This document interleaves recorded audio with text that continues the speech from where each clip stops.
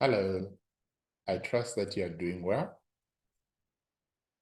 I'm going to cover a very important area. You may recall that we have emphasized that timeframes are critical when it comes to RE. They are important both for the exam and also they're important when you do your business on a regular basis. You can't miss deadlines, you can't submit things after timeframes that are stipulated. So you have to do everything on time. So I just want to explore some important points on RE.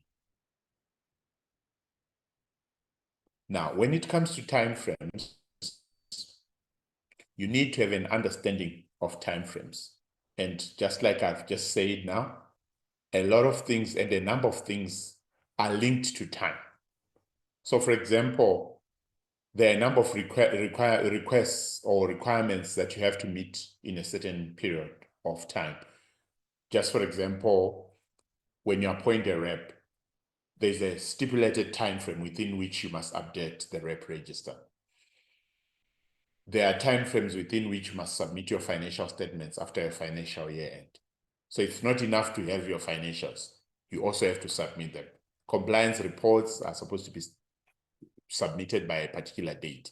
So timeframes are critical.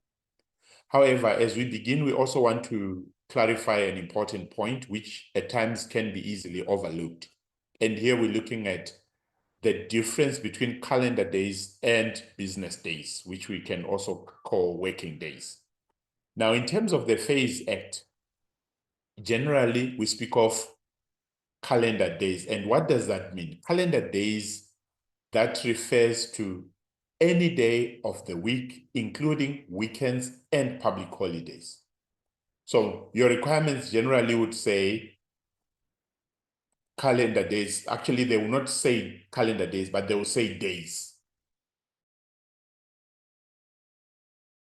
And that is referring to calendar days. Then on the other hand, once we speak about a business day under the Phase Act, and that business day essentially means, or when we talk of business days, especially under FICA, we are now looking at timeframes where we do not count your weekends, which is Saturday and Sunday, and also we do not count public holidays. You will not be asked to say what is the difference between calendar days and business days, but an appreciation of the difference is important because in the exam, you need to be sure that am I required to do this within calendar days or within business days? So when it comes to phase versus FICA, I've already started to introduce this one. Your days under the Phase Act are calendar days, except just one day where we talk of one business day under the Phase Act, where we talk of money that is deposited or that is deposited, yes, by a client into an FSP's account, and that money has to be moved into a separate bank account for the client's funds. That has to happen within one business day.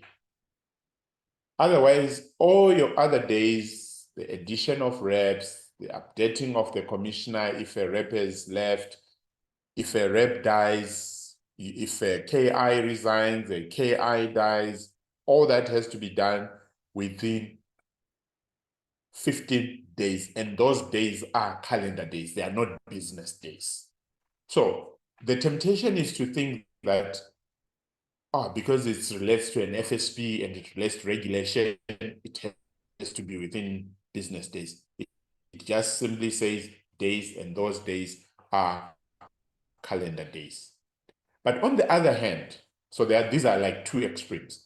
With FICA, all your days are business days. So when you talk of the 2 business days within which you must report cash transactions above 24,999, and the reporting of suspicious or unusual transactions, the reporting of property or funds related to terrorist financing, all that has to happen within business days, be it 2 business days, be it 2 or 5 days, it's business days, be it 15 days, it becomes 15 business days. But we'll specify the actual timeframes in a moment. So we start with the shortest time frame. We start with the shortest time frame. And in this case, we start with the 1 business day.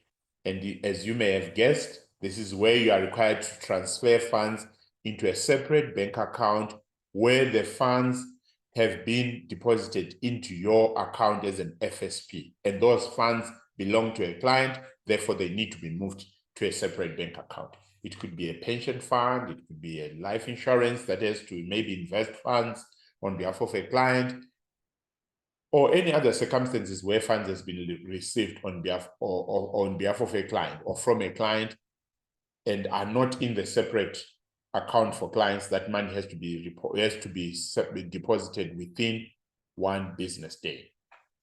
Then secondly, we move to 2 days.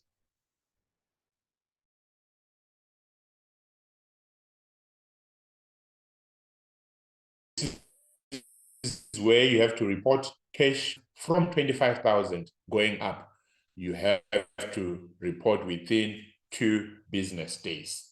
You report within 2 business days. Then 5 days, this is the time when you have to notify the commissioner when commissioner notifies you of a removal of a rep or a debarment of a rep, you have within 5 days to remove that rep.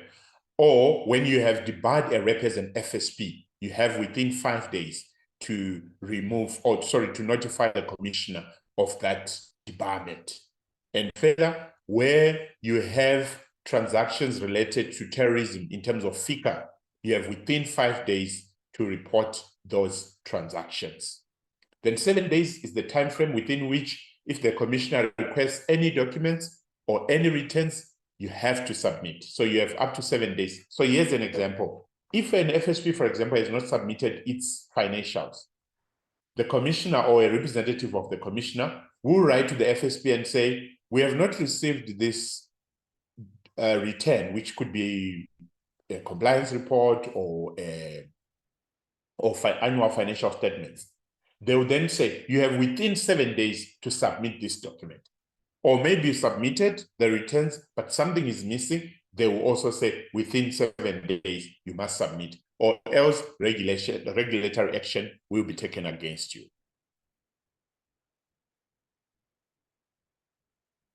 And just to emphasize, the 7 days are calendar days.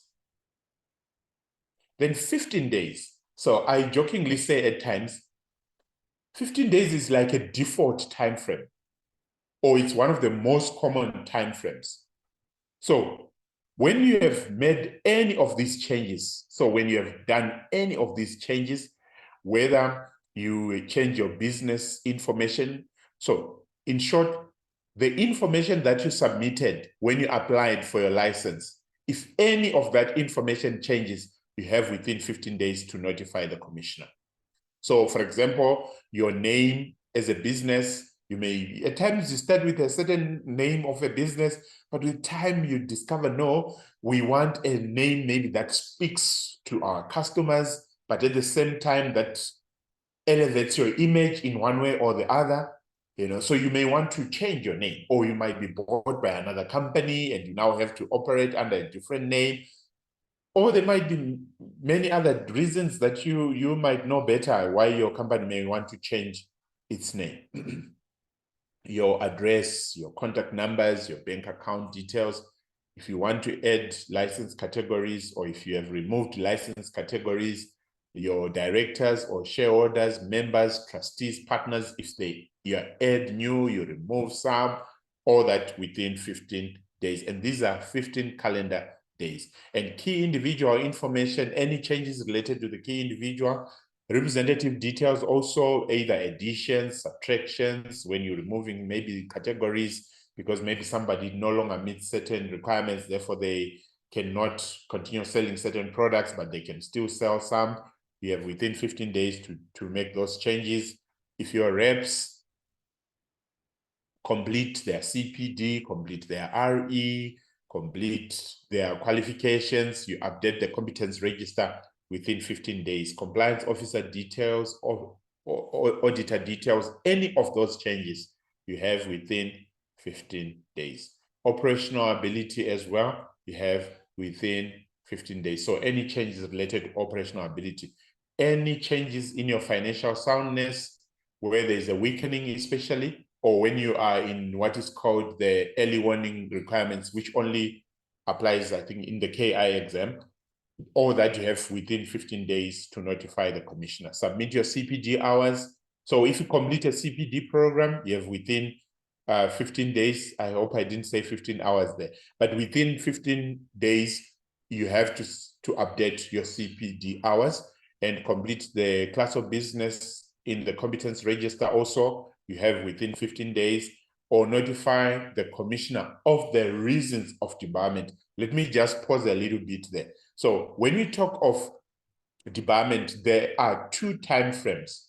Firstly, there's the 5 days within which you have to notify the commissioner just of the debarment, and within 5 days of the debarment. And then within 15 days of the debarment, you have to provide the reasons. And this is what I'm referring to here when I'm saying you have within 15 days to notify, to provide the reasons to the commissioner, which we used to call the registrar.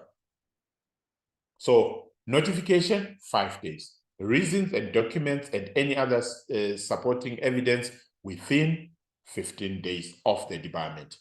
And where the KIs and reps have completed the CPD cycle, which is on the 31st of May, reps and KIs are given up to 15 days to update or to submit evidence of their hours in terms of the CPD programs that they may have enrolled throughout the cycle. And remember, your cycle runs from the 1st of June to the 31st of May. And again, to record your class of business, your product-specific training, even qualifications within the competence, in the competence register. Then you also have got within 15 business days to report suspicious or unusual transactions under FICA. So if you have got a suspicious or unusual transactions, you must report it as soon as possible, as reasonably possible, but not later than 15 business days. But otherwise, the rest of the times here, they are phase related, therefore, they are 15 calendar days.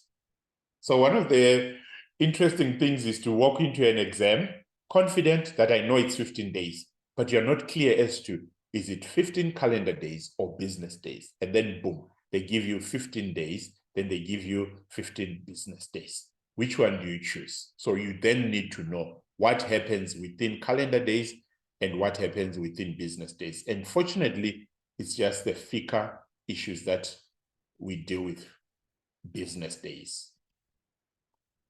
Then 21 days is the time when the commissioner wants to declare a practice undesirable. You allow for representations within 21 days. 30 days is the time within which you must confirm disclosures if you made disclosures orally or verbally. And also, the FSP has to record CPD hours in the competence register. Let me quickly explain this one. When the cycle ends, the rep or the KI will say they've got 15 days to update or provide the evidence of the CPD hours. Then the FSP is given up to 30 days, okay, to record all the hours in the competence register. And again, another time frame that is related to that is the updating of financial records. So your financial records must be updated monthly, and we are just taking that monthly to say it could be 30 days, but we know there's 28 days in February or 29 days, and we also know some months only have 31 days, but generally the month concept is the updating of financial statements. 45 days, this is the period within which you can keep records, telephonic records particularly, where you have advertised the product or sold a product telephonically, and the client has not taken up the product. You have within 45 days to keep that record. Then 60 days is the time within which you must rectify or make good losses that consumers or the public suffered because you continued with an undesirable practice. Then 6 weeks is the time within which FSPs have to resolve complaints, failure of which the client has got a recourse with the Office of the Ombudsman. Then 4 months is the period after, the period after the financial year end, within which the FSP has to submit financials or financial statements. It is within 4 months after the financial year end that you must submit the financial statements. So, for example, if your financial year end is February, which is a common period, you have from February, then it will be March, April, May, June. Okay, so by the 30th of June, you have to submit your financials. I think I've just shown you something here. I took out my fingers and I started counting them. Even in the exam, take out your fingers, count them, because you might miss it if you don't count using your fingers. Now, 6 months, this was the time that under Board Notice 194, KIs were required to notify the commissioner of the classes of business that they were managing or overseeing. And also 6 months is the time frame it's a prescription period that the client has to lodge a complaint with the Office of the Ombudsman after the FSP has failed to resolve a complaint to their satisfaction. So if today I'm not satisfied with the resolution of my complaint by whatever FSP, I have within 6 months to lodge my complaint with the Office of the Ombudsman. Then 12 months is the time frame that should have passed for a rep to be reappointed if a rep has been debarred, except if it's for lack of competence, like not having a qualification or RE or class of business. That one, as soon as you meet the requirements, you can then be reappointed. Again, if in the preceding 12 months, you received more than 30% remuneration from a particular product supplier as an FSP, maybe a broker that received more than 30% of their remuneration, fees, commission, etc. in the preceding 12 months from a specific product supplier, they must disclose that to client. And again, class of business has to be completed within 12 months from the DOFA date if you are working under supervision. Then 1 year is the CPD cycle from 1 June to 31 May. And then 1 year is also category experience for compliance officers. It's also the experience for key individuals. And also your compliance and your compliance reports and your financial statements have to be submitted yearly or annually. So we're taking that annual to be 1 year. Okay, so every 1 year, if we can use that English, you have to submit, or annually, you have to submit compliance reports, you have to submit financial statements. So let me something is just in my mind as I'm talking about this, which may not be related to this, but it's important that when you are in the exam, do not think about some exemptions that exist for certain FSPs or certain notices that may have gone out. So for example, there's been a time when compliance reports have not been requested. And the commissioner has said they are working on a more comprehensive reporting process and procedure. And as a result, maybe there has been a time when compliance reports have not been submitted. But it doesn't mean that when you get into the exam, you say, no, compliance reports are not required. No, they are required because the legislation says so. You have to submit them. All right. So that was just an aside. Now, we move to 2 years. 2 years is the period within which you must complete your RE from your DOFA. DOFA is the date of first appointment. In case maybe you hear DOFA, and I was like, what is DOFA? It's the date of first appointment, which is essentially the date on which you were first appointed as a rep by any organization. So the first time you are appointed either as a rep or as a KI becomes your DOFA. So you have within 2 years from your DOFA to complete your RE. Then 3 years is the experience for compliance officers in risk management and compliance. So when you apply as a compliance officer for phase 1, they want you to have at least 3 years experience in risk management or compliance. And then for the specific category that you are applying in, you must have at least 1 year. Otherwise, you have to work under supervision for that period. And that is something that is covered in a different board notice that applies to compliance officers. Then 3 years again is a critical period when it comes to your complaints with the Ombud. This is the period that should not have passed by the time you report your complaint. So what do we mean here? We are saying when you lodge your complaint with the Ombud will count time and say, from the time you became aware or you were supposed to be aware of this complaint, has 3 years elapsed, even though you might be within that 6 months that we're talking about. If 3 years has elapsed, the Ombud will refuse to accept your complaint. So whatever complaint you have to act on it within 3 years. Otherwise, if 3 years has passed and you lodge with the Ombud, the Ombud will refuse. That's the word that is in the legislation. We will refuse, we can't take this. All right, we can't do this. Or we can't do this. But otherwise, obviously, it will be a formal process where they write to you and tell you that it falls outside the prescription period. Then 5 years is the minimum period for which records must be kept by the FSP in terms of the Phase Act, and also under the General Code of Conduct. We also talk of 5 years, but please take note, under the FICA and phase, we say minimum 5 years.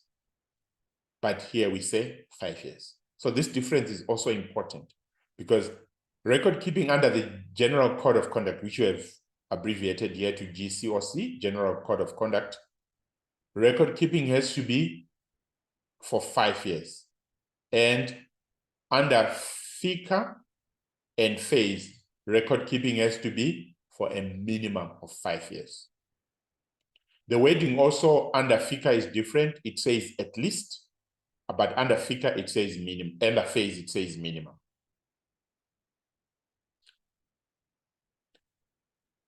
Now, when you watch the video where we talk about record keeping, the record keeping video also provides more clarity on the difference in terms of the actual records that we are talking about here. Then 6 years, which is the longest period that we talk about, which is the last period that we'll be talking about. This is the cycle that a rep has to complete a qualification. So if you do not have a recognized qualification and you are working under supervision, you are given up to 6 years to complete it. And by implication, it's also the maximum period that a rep can work under supervision. So these are the main timeframes in terms of what I think will be very helpful, or based on my extraction of the different timeframes from the different sections of the legislation. So I've put a lot of effort to make sure that I try and capture all the timeframes. But if I've missed maybe one time frame or so, you can also alert me, or you can share that with me or share that with others. Otherwise, thank you. So that's about it. And I hope this is going to be useful and that it is going to help you in also managing your exam. Thank you.